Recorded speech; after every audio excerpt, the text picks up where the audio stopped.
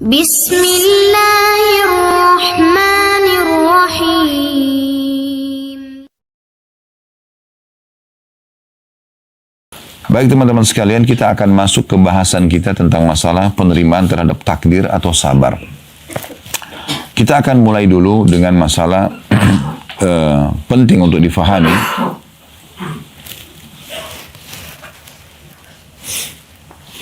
Tentang masalah definisi dari para ulama dalam menanggapi masalah sabar. Ya.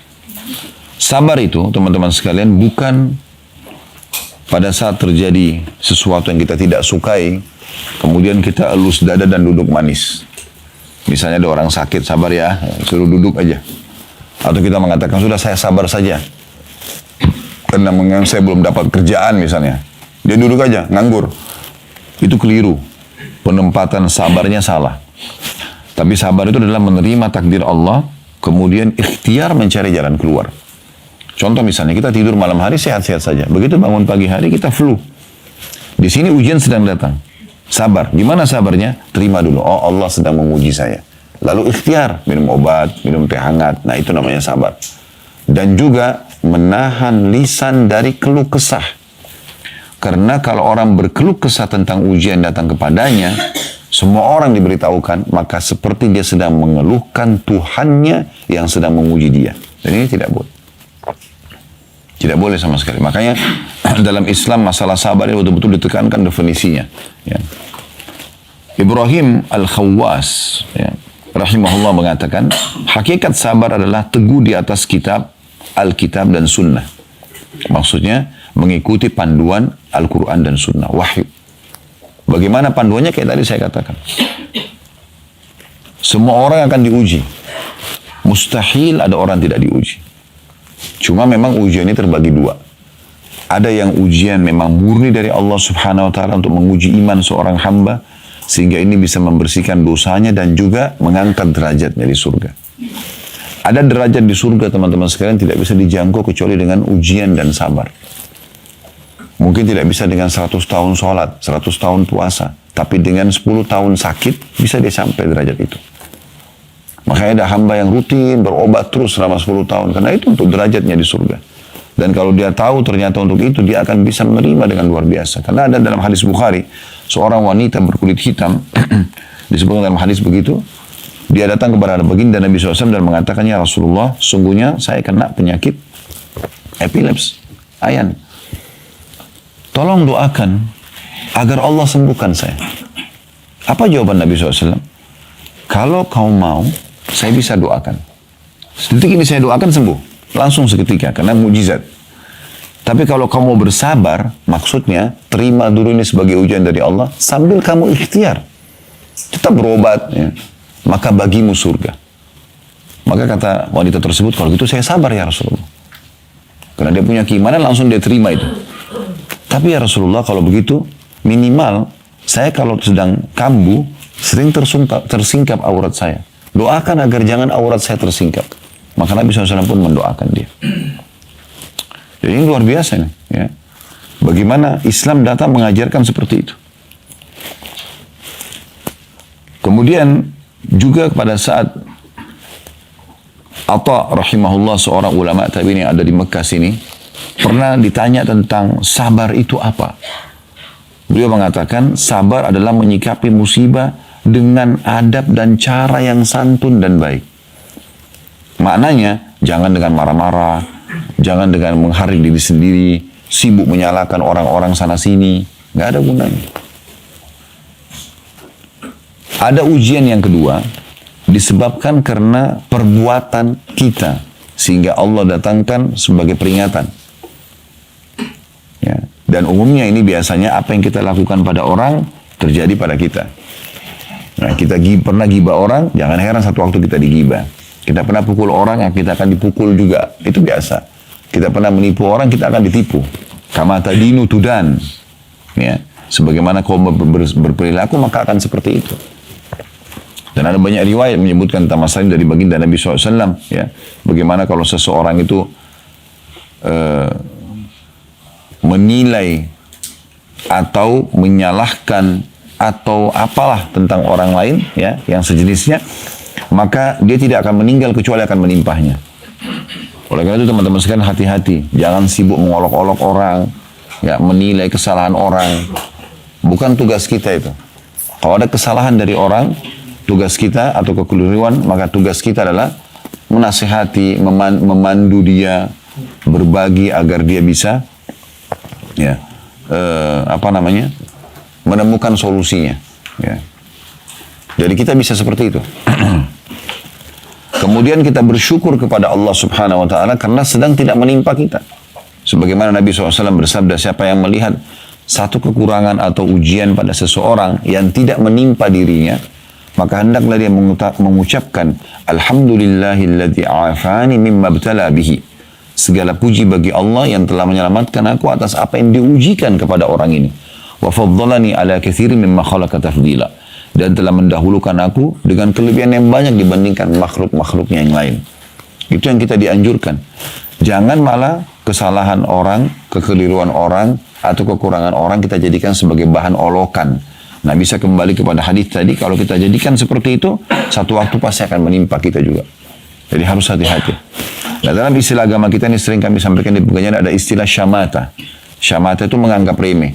Bahkan kalau pasukan Islam sedang bertemu dengan pasukan kafir pun, dilarang pasukan Islam menganggap remeh pasukan kafir. Nabi SAW sering berlindung mengatakan, dan aku berlindung kepadamu ya Allah, min syamatatil a'da, dari menganggap remeh pasukan. Dekat dari sini, 30 kilo dari sini ada satu lembah namanya Hunain. Lembah Hunain. Kalau pernah dengar ada perang Hunain. Perang antara pasukan Nabi SAW. Jumlahnya 12.000 orang pasukan. Belum pernah umat Islam punya pasukan sebesar itu pada saat itu. 10.000 masuk tembus kota Mekah. Lalu ada, setelah menang, ada 2.000 mu'allaf masuk Islam. Gabung dengan pasukan Nabi SAW. Dari 12.000. Mereka pergi menuju ke lembah Hunain untuk menghadapi satu suku besar namanya Hawazim.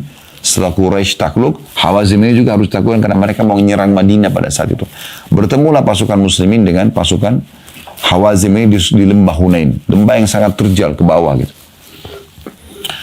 Maka pada saat itu, beberapa sahabat berkata begini, kalau jumlah kita seperti ini, maksudnya 12.000, nggak akan dikalahkan.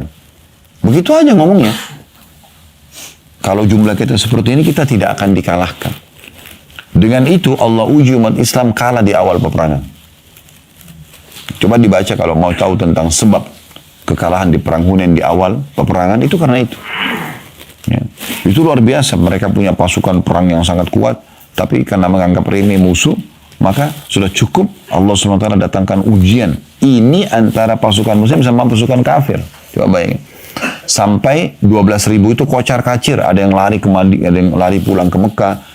Yang tinggal di sekeliling Nabi SAW itu hanya antara 100 sampai 300, beberapa buku-buku sejarah berseri pendapat. Hanya itu saja yang bertahan melawan musuh, jumlahnya mereka, kalau tidak salah jumlah musuh itu sekitar 10 ribuan orang.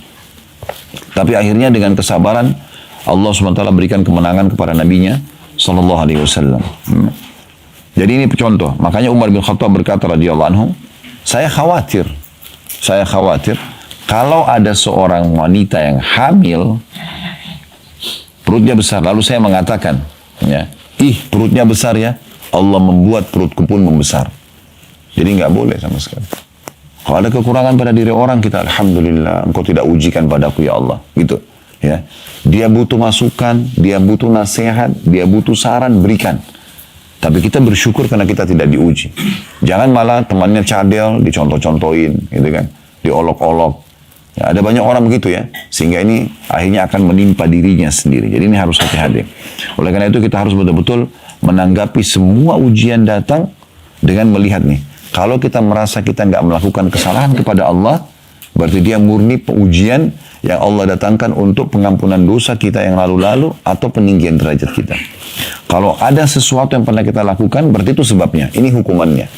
Ya, ini hukumannya. Makanya ada banyak ikhwan dan akhwat kita yang sudah hijrah, kemudian mereka mengatakan, kenapa Ustaz ya setelah hijrah saya ternyata masih ada ini dan itu, ya. Pikirannya itu orang kalau sudah hijrah, sudah dekat dengan Allah berarti tidak ada ujiannya. Keliru ini. Justru ujian akan datang. Ya, ujian akan datang. Datang kalau dia memang tidak melakukan dosa, berarti Allah ingin segera melipat gandakan banyak pahala dia, pembersihan dosa dia, peninggian derajat yang dia tidak bisa jangkau memang. Karena terlalu banyak waktu yang dia buang-buang dan lalaikan sebelum dia berhijrah. Atau kalau memang sebelum dia hijrah pernah dia sakitin orang lain. Nah saat ini datang pembersihannya.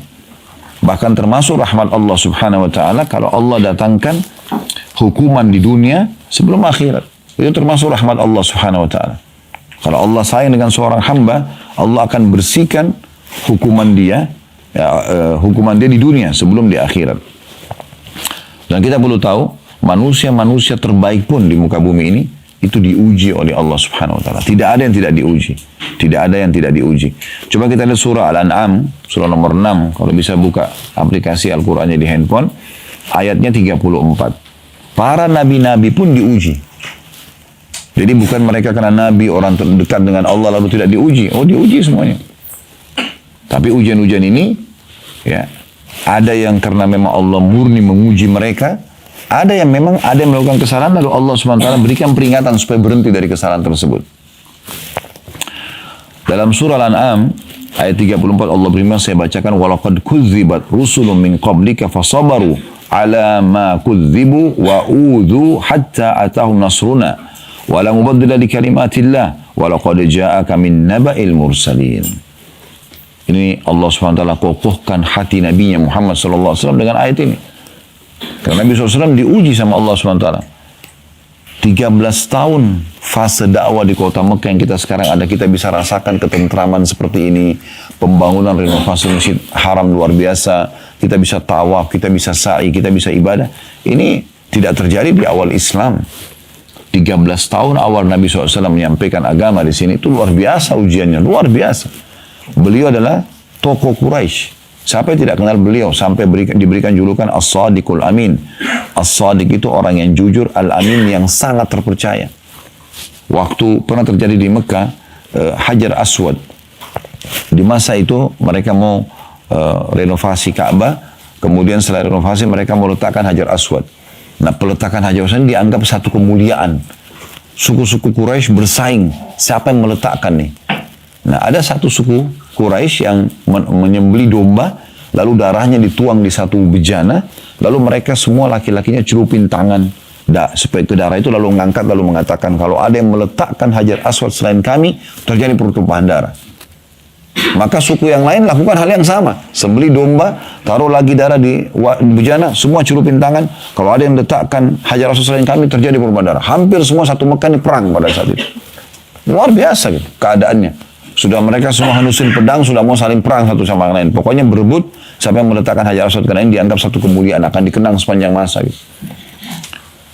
Akhirnya ada satu orang tua bijaksana dari mereka mengatakan begini saja. Ini kalau dibiarkan terjadi peperangan nih, pertumpahan darah. Dan Quraisy akan habis, nggak ada lagi keturunan Quraisy nanti. Kalau kalian mau dengar saran saya, maka saya menyarankan agar siapa yang pertama masuk dari pintu Bani Syaibah, ada pintu gerbangnya kota Mekah itu namanya pintu Bani Syaibah. Kita jadikan dia sebagai penentu keputusan. Apa yang ditentukan kita terima. Maka akhirnya semua sepakat, baiklah kalau gitu. Jadi ribuan orang pada saat itu, puluhan ribu penduduk Mekah, matanya semua nyorot ke pintu Bani Syaibah. Dan yang masuk adalah Nabi Muhammad SAW. Pada saat beliau masuk, serentak semua puluhan ribu orang ini mengatakan, As-Sadiqul Amin, As-Sadiqul Amin radina. Orang yang terjujur dan terpercaya, diulang 2 kali diulangi sama mereka, serentak itu. Orang yang jujur dan terpercaya, kami sudah ridho. Maka Nabi SAW pun datang dan menengahi mereka dengan cara, beliau meminta kain, kemudian meminta setiap suku mendatangkan kepala sukunya, semua kepala suku memegang ujung-ujung kain. Semua, jadi semua kepala suku mewakili sukunya, dan beliau sendiri sallallahu alaihi wasallam yang meletakkan batu itu di atas kain tersebut, lalu disuruh jalan ke dekat Ka'bah, lalu Nabi SAW yang letakkan Hajar Aswad itu. Nah ini kejadian besar di Mekah ini, karena mereka semua mengakui tentang kejujuran Nabi SAW. Tapi apa yang terjadi? Pada saat Nabi SAW mengatakan, aku adalah utusan Allah. Begitu beliau diperintahkan oleh Allah SWT untuk menyampaikan wahyu, beliau naik ke sebuah bukit di dekat Safa dan Marwah. Sekitar situ dulu ada bukit. Bukit ini untuk menyampaikan iklan informasi. Nabi SAW naik di situ. Orang-orang Quraisy kumpul semuanya, karena di situ tidak boleh sembarangan orang naik, ya. Karena yang naik itu berarti akan menyampaikan informasi penting. Apakah ada kematian seorang tokoh, ada pasukan yang akan menyerang Mekah. Jadi nggak boleh sembarangan gitu. Waktu mereka lihat Nabi SAW di situ, maka mereka tahu ini penting nih. Lalu Nabi SAW mengatakan, wahai Quraisy, kalau seandainya saya mengatakan kepada kalian, di belakang gunung ini, di belakang pintu gerbang Mekah ini, ada pasukan akan menyerang Mekah. Kalian percaya nggak? Kata mereka, tentu saja. Karena kami belum pernah mendapatimu bohong sekalipun. Nabi nggak pernah bohong sekalipun. Sallallahu alaihi wasallam. Maka kata Nabi SAW, kalau begitu ketahuilah, aku ini utusan Allah. Di antara dua tanganku siksaan. Artinya orang kalau patuh akan masuk surga. Orang yang membangkang kafir akan masuk neraka. Tahu yang pertama membangkang siapa? Pamannya sendiri. Ya, Abu Lahab. Abu Lahab ini selain paman beliau juga besannya beliau. Karena anak Abu Lahab sama anak Nabi SAW menikah. Gitu kan. Maka dia yang paling pertama berbicara, belum tanya, apa sih yang kau punya nih Muhammad, sampaikan dulu wahyu. Enggak, langsung, hai Muhammad, abi hadza jama'tana, ali hadza jama'tana, apakah karena ini kau kumpulkan kami? Tabban lak, kecelakaan buat kamu. Lalu dia bubarkan semua orang-orang Quraisy. Gak boleh dengar. Sudah gitu dia pulang ke rumahnya, dia sampaikan sama istrinya, suruh anaknya laki-laki ceraikan anak Nabi SAW. Perumusan yang luar biasa, sampai Allah SWT kekalkan surah Al-Masad. Tabbat yada abi lahabin wa tab, itu masih hidup sudah Allah pastikan dia sama istrinya akan masuk neraka. Karena begitu. Jadi luar biasa ujiannya. Di tempat beliau, di kota beliau lahir, beliau mulia, beliau punya julukan orang yang terbaik, orang yang paling jujur, diakui oleh semua Quraisy. Begitu mengatakan sebagai seorang nabi tidak diimani. Dan selama 13 tahun, yang masuk Islam hanya 153 orang saja. Karena orang-orang Quraisy mengisolasi. Semua orang muslim boleh dipukul, boleh diambil hartanya, boleh dibunuh. Yang melakukan itu tidak akan kena hukuman. Kalau dilihat di jalan dilemparin. Nabi Muhammad SAW lagi sholat di depan Ka'bah, ditaruh kotoran unta. Ada yang lagi sholat, diinjak batang leher beliau SAW. Sampai Fatimah radhiyallahu anha lewat lalu membersihkan kotoran tersebut. Ya, sambil menangis gitu. Ya, sudah seperti itu keadaannya pada saat itu. Luar biasa musibahnya, ujiannya. Tapi apakah ini karena Nabi SAW punya dosa? Enggak. Ini ujian datang, gitu kan?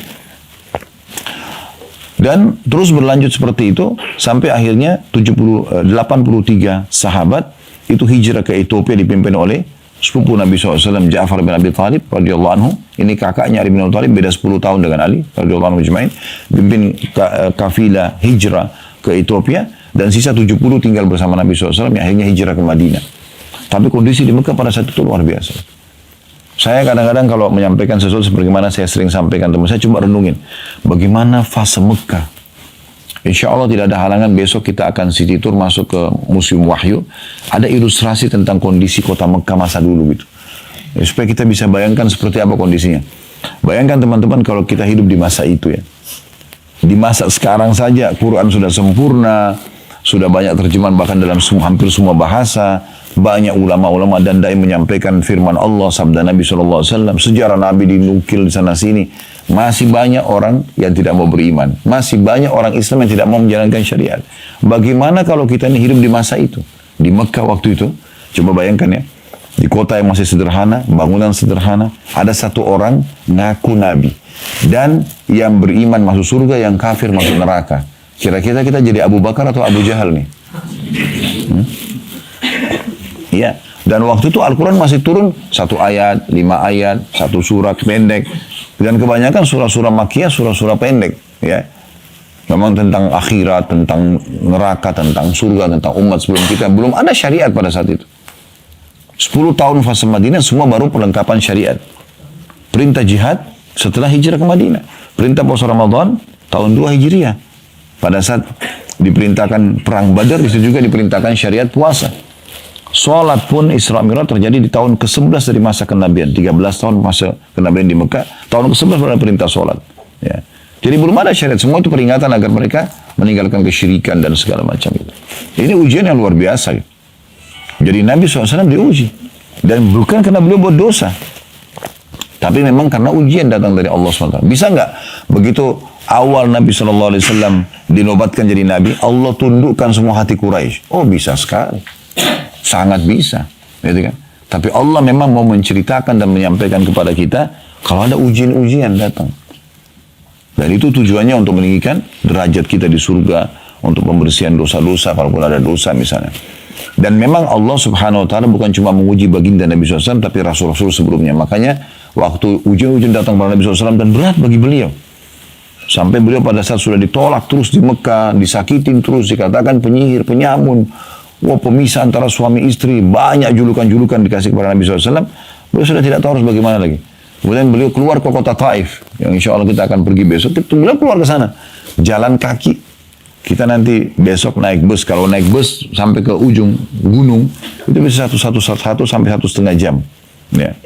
Tapi nanti kan kita besok jalan mungkin sekitar 40 kilo aja, atau setengah jalan lah ya. Nanti kita akan naik kereta gantung untuk sampai ke atas. Itu lebih cepat. Tapi Nabi SAW jalan kaki. Begitu tiba di sana, juga ditolak dakwanya. Beliau sudah tidak tahu harus buat apa lagi. Beliau pulang dari kota Taif sambil dilemparin batu. Ya.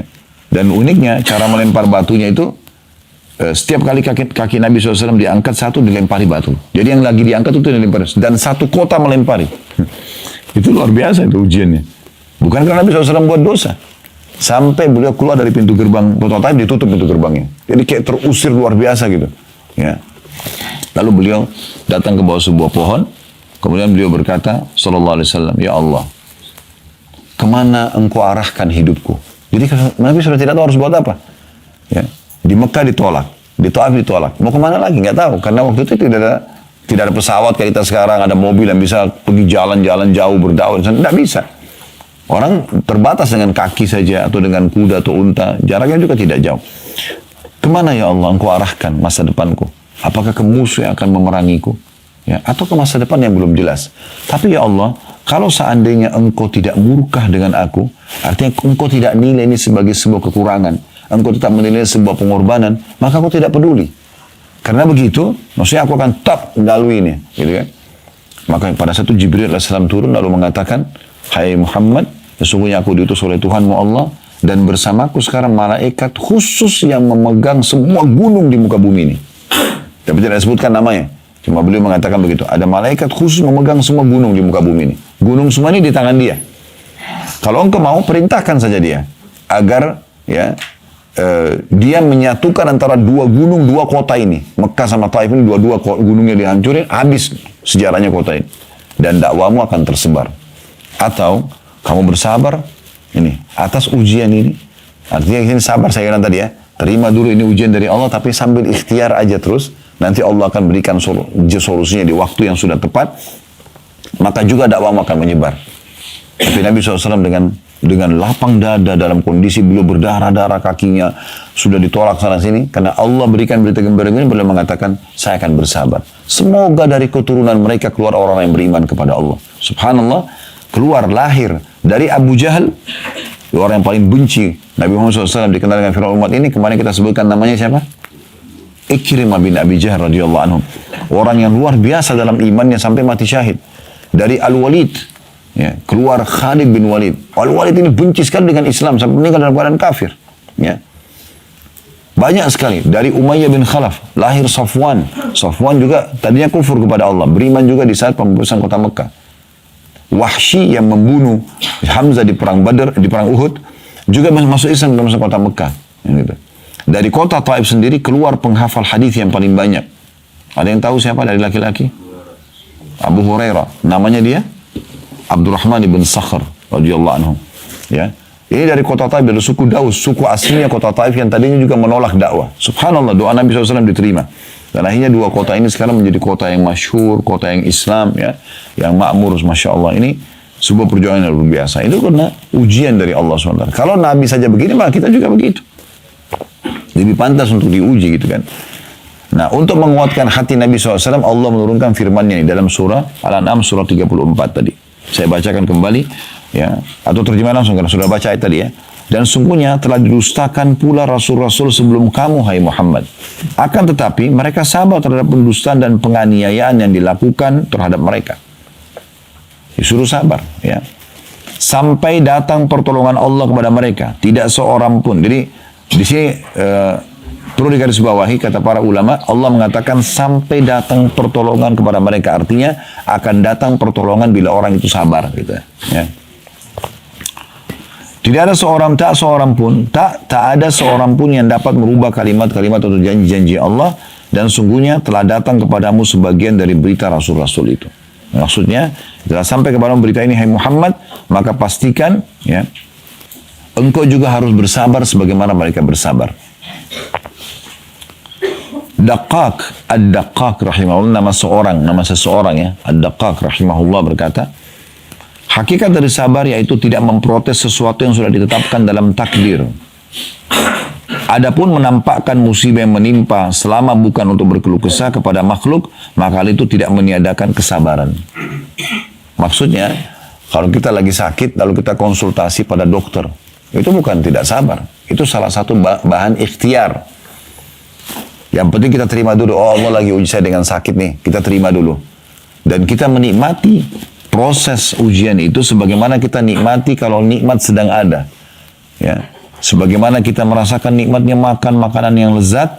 Di saat kita lapar, kita nikmatin proses lapar itu sampai nanti ikhtiar mencari dan Allah hilangkan rasa lapar tadi. Maka dua-dua ini sama, berimbang dalam kita menikmatinya. Gitu. Menikmati proses ujian itu luar biasa itu. Ya. Luar biasa. Akan membuat orang belajar banyak sekali dari kehidupan dia. Misalnya dia kalau lagi sakit, dia terus merenungi hikmah apa yang bisa saya ambil ya. Oh enak sekali, sekarang kita lagi flu dengan demam misalnya. Atau meriang. Begitu di depan kita ada orang minum air es. Enak benar orang ini. Kita dulu juga begitu. Nah dengan sakit kita bisa jadi tahu nilainya itu kan. Jadi pada saat sehat nanti kita lebih menjaga, kita lebih bersyukur. Memang begitu. Kalau Allah tidak pernah datangkan ujian teman-teman sekarang, kita akan kufur nikmat semuanya. Orang akan kufur gitu. Tapi dengan ujian datang dia jadi belajar. Kalau dia punya Tuhan yang mengatur, dia juga harus kembali kepada Tuhannya. Dia harus bisa melalui dengan baik. Nah, itu poinnya. Nah, tapi kalau orang misalnya menyampaikan kepada semua orang, ada yang sedang menimpa dia, satu kampungnya semua tahu masalah dia. Maka orang ini seperti sedang mengeluhkan Tuhannya. Padahal Allah SWT menguji dia untuk justru meningkatkan derajat dia. Harusnya dia bisa menerima itu. Ya. Ini kurang lebih 3 pendapat ulama ini dinukil dari kitab ya, Al-Minhaj Syarah Sahih Muslim tentang pernyataan mereka berhubungan dengan masalah sabar itu sendiri. Syekh Shalih Al-Fauzan hafizahullah, salah satu ulama di Saudi yang masih hidup, beliau mengatakan kurang lebih terjemahannya, sabar itu secara bahasa atau etimologi adalah menahan diri. Menahan diri. Baik dari keluh kesah lisan, ya, sikap tangan, ya, seperti memukul-mukul badan, ya. Dan Allah SWT berfirman kepada nabinya yang artinya sabarkanlah dirimu bersama orang-orang yang berdoa kepada Rabb mereka. Maksudnya adalah tahanlah dirimu untuk tetap bersama mereka.